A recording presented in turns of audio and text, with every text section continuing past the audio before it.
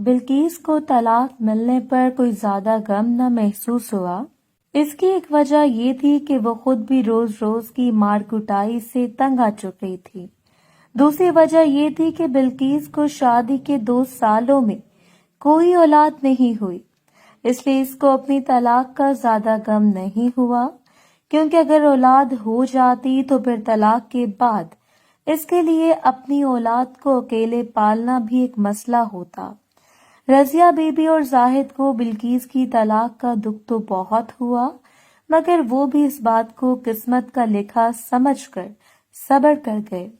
طلاق کے بعد بلقیس کے لیے چند ایک اور رشتے آئے، مگر جو بھی رشتہ آیا وہ یا تو بلقیس کی بھاری جسم اور سانولے رنگ کی وجہ سے پہلی دفعہ کے بعد دوبارہ نہ لوٹا، یا وہ مرد پہلی بیوی کے ہوتے ہوئے دوسری شادی کے خواہش مند تھے، یا پھر بلقیس سے کافی عمر والے جن کی بیویاں مر گئی تھیں اور جن کی پہلی بیوی سے ہی بچے ان کے ساتھ ہی تھے، کیونکہ پہلی شادی کا تجربہ بلقیس کے لیے اچھا نہیں تھا، اس لیے وہ نہیں چاہتی تھی کہ کسی بچوں والے یا بڑے آدمی سے شادی کر کے وہ ایک اور مصیبت اپنے گلے میں ڈال لے۔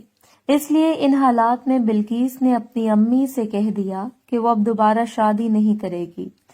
اس کی امی نے اپنی بیٹی کو اس کا فیصلہ بدلنے کی بہت کوشش کی، مگر بلقیس اپنی بات پر اڑی رہی، تو اس کی امی نے بھی اس کی ضد کے آگے ہار مان کر خاموشی اختیار کر لی۔ چونکہ بلقیس نے اپنی شادی کے بعد بھی اپنی نوکری نہیں چھوڑی تھی، اس لیے اس نے دوبارہ سے شادی کا خیال اپنے دل سے نکال کر اپنے آپ کو اپنی نوکری میں مصروف کر لیا۔ اب بلقیس کی عمر 30 سال ہو چکی تھی اور اس کو طلاق ہوئے بھی 1 سال کا عرصہ بیت چکا تھا۔ اس 1 سال کے دوران بلقیس پہلے جیسی نہیں رہی تھی۔ طلاق کے دکھ نے اس کو پہلے سے زیادہ سنجیدہ اور اپنے آپ سے لاپرواہ بنا دیا تھا۔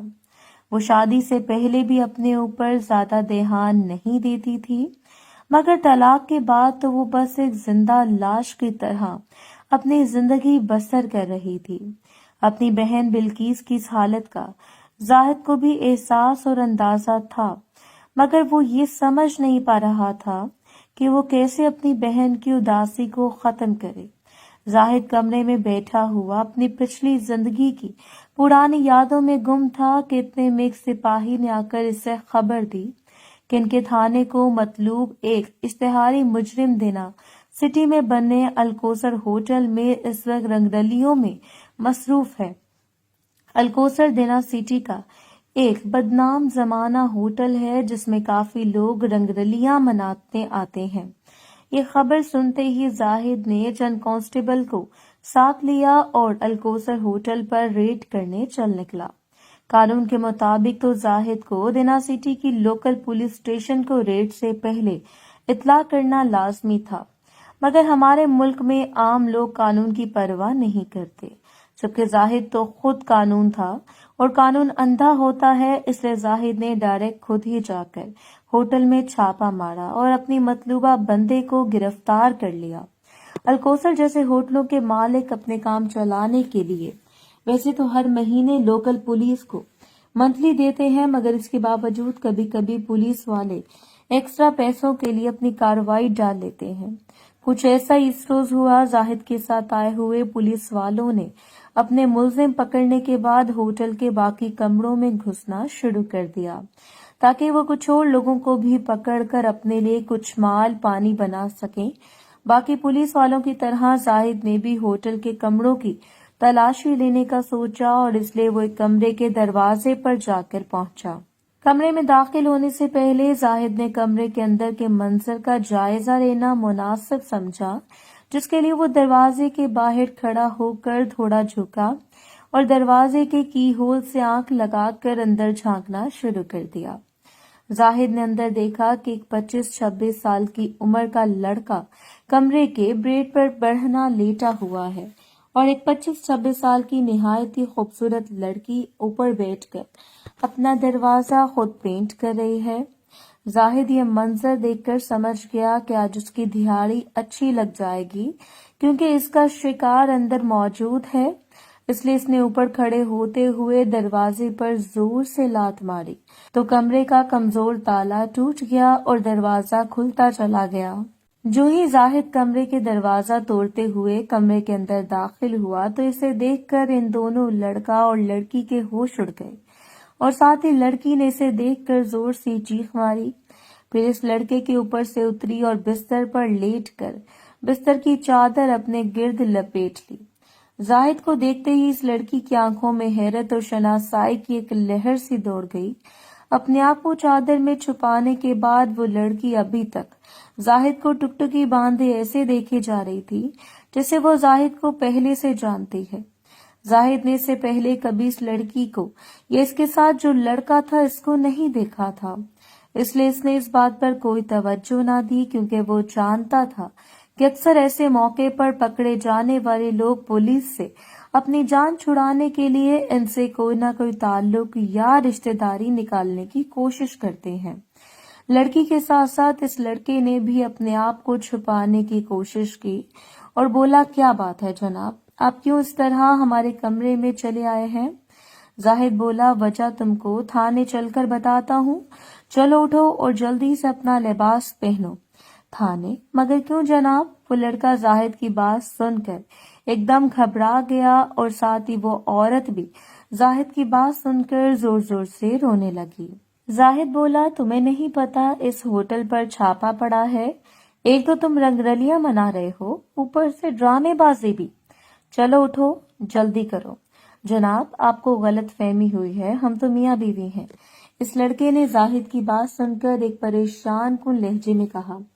زاہد بولا، میاں بیوی ہو کیا تم؟ مجھے بچہ سمجھتے ہو؟ اٹھتے ہو یا ادھر ہی تمہاری چھترول سٹارٹ کر دوں؟ زاہد کی بات سن کر لڑکا ایک دم اٹھا اور اپنے بکھرے ہوئے لباس سمیٹ کر پہننے لگا، جبکہ لڑکی اب تک اپنے آپ کو چادر میں لپیٹ کر بیٹھی تھی۔ چلو تم بھی اٹھ کر اپنا لباس پہنو، زاہد نے لڑکی کو حکم دیا۔ اچھا آپ ذرا باہر جائیں، لڑکی نے بدستور روتے ہوئے زاہد سے درخواست کی۔ زاہد بولا، کیوں؟ مجھے آپ کے سامنے لباس پہننے میں شرم آتی ہے۔ لڑکی نے ہچکی لیتے ہوئے کہا، اپنے بوائے فرینڈ کے سامنے اتار کر شرم نہیں آئی اور میرے سامنے پہن کر شرم آتی ہے؟ چلو نخرے مت کرو اور اپنا لباس پہنو، ورنہ یہاں سے اسی حالت میں تھانے لے جاؤں گا، سمجھی؟ زاہد نے غصے میں پکارا۔ مرتا کیا نہ کرتا۔ زاہد کے غصے کو دیکھ کر وہ لڑکی فوراً اٹھی اور فرش پر پڑا اپنا لباس اٹھا کر پہننے لگی۔ زاہد نے ان دونوں کے حلیے سے بات نوٹ کی کہ ان دونوں کا تعلق کسی اچھے اور امیر گھرانے سے ہے۔ وہ دل ہی دل میں خوش ہونے لگا کہ ان سے اچھا مال وصول ہوگا۔ پولیس کی شروع کی نوکری میں زاہد رشوت کو برا سمجھتا تھا، مگر جب سے وہ اسسٹنٹ سب انسپکٹر بن کر تھانے کا انچارج بنا تھا، اس کو پتہ چل گیا تھا کہ اگر کسی تھانے میں پوسٹ شدہ تھانے دار اپنے لیے رشوت نہ بھی لے تو اس کے اوپر بیٹھے ہوئے افسر اسے ہر حال میں اپنا حصہ مانگتے ہیں۔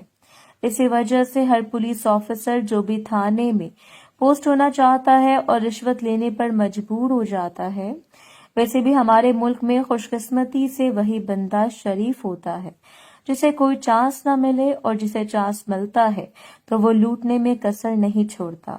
اسے سب انسپکٹر بنتے ہی زاہد بھی سسٹم کا حصہ بن گیا اور اس نے بھی ہر کیس میں رشوت لینا شروع کر دی۔ زاہد اپنے دل میں اس جوڑے سے رشوت لینے کا منصوبہ تو بنا ہی رہا تھا، ساتھ ہی ساتھ اس نے لڑکی پر نظر ڈالی اور اپنی نظریں وہیں جما لی جو لباس پہنتے ہوئے ابھی بھی آہستہ آواز میں روئی جا رہی تھی۔ اس لڑکی کا رنگ بہت گوڑا تھا اور شیشے کی طرح صاف شفاف تھا۔